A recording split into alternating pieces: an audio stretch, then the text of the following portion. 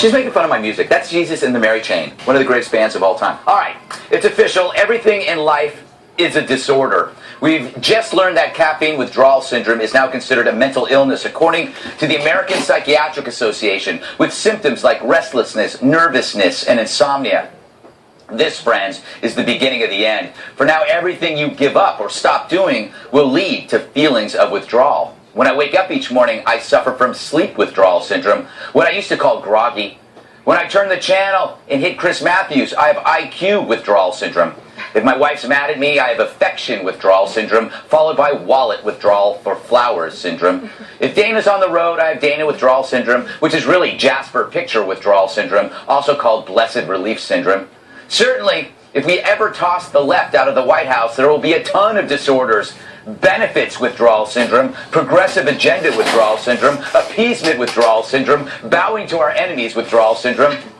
But the problem with calling everything an illness is that it indulges the worst parts in all of us. Attention-seeking behaviors of the sad and lonely, along with the justification for sloth, as we forget the good old days of just getting on with life. Yeah, life, which is really death withdrawal syndrome, an actual illness. Just ask Planned Parenthood, who do a bang-up job preventing it. Bob, as an expert in all withdrawal syndromes, do you buy the caffeine one? I do. Whether you want to classify it as disorder or not, nicotine is one of the most powerful of all chemicals you can put in your body. I quit smoking. I know you did. This morning. I quit this morning. Again, you quit? I quit this morning. The reason so many people have a difficult time staying off of cigarettes is because nicotine is so powerful. And the way that the cigarette companies have done it, have surrounded it with a lot of other chemicals that don't make it as powerful. But it's no different than alcohol or heroin or cocaine. It has the same products, it affects the brain in the same way, and I think it is a really dangerous thing. You weren't listening to my monologue. I did. I listened to everything. I was talking about caffeine. Well,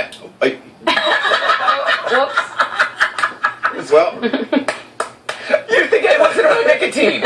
I thought you said nicotine. No. Caffeine. Well, caffeine is just as bad. It is just as bad, Eric. Okay. Can you top that? No, not even try. I was having though last few days. I was love Bob Beckel. Funny Gutfeld monologue withdrawal syndrome, but you fixed it. You gave me a fix today. It's back. It's a great monologue. I know what this is all about, though.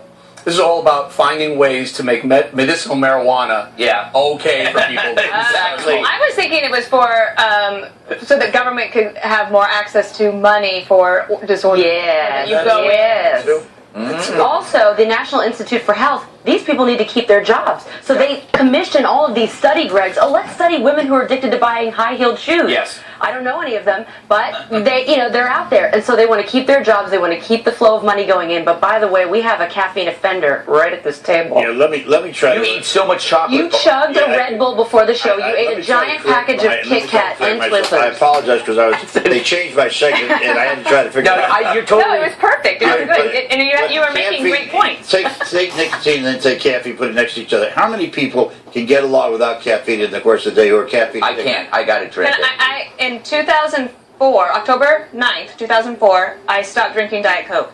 And that was the hardest thing I'd ever given up. Wow. And then I fell off the wagon in Albania in 2007. No, but actually, it was a literal wagon. Because she was in Albania. No, I have a confession. But the president always had 2 Diet Cokes in the room just in case. And then they were cold and they looked so refreshing. And there was a heat wave there, and he was out doing something else. You're not supposed to touch the Diet Cokes, but that was the one bad thing I did at the White House. I took the president's Diet Coke. Sir, I'm sorry. I apologize. I'm so sorry. That might be. Caffeine is the only thing I haven't been addicted to. You are addicted to caffeine and sugar, Bob. You're lying. You raid the sugar every day. I borrowed from Eric. But now you have a new solution. All right. Yeah, my blood sugar. No, the solution is aromatherapy. Oh yeah.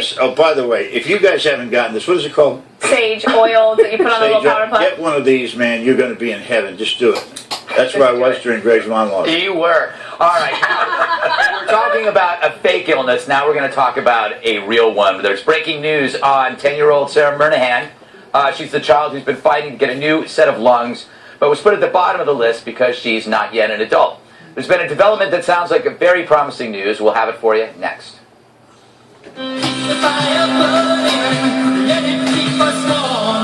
The world will keep on turning. Let it turn you on. One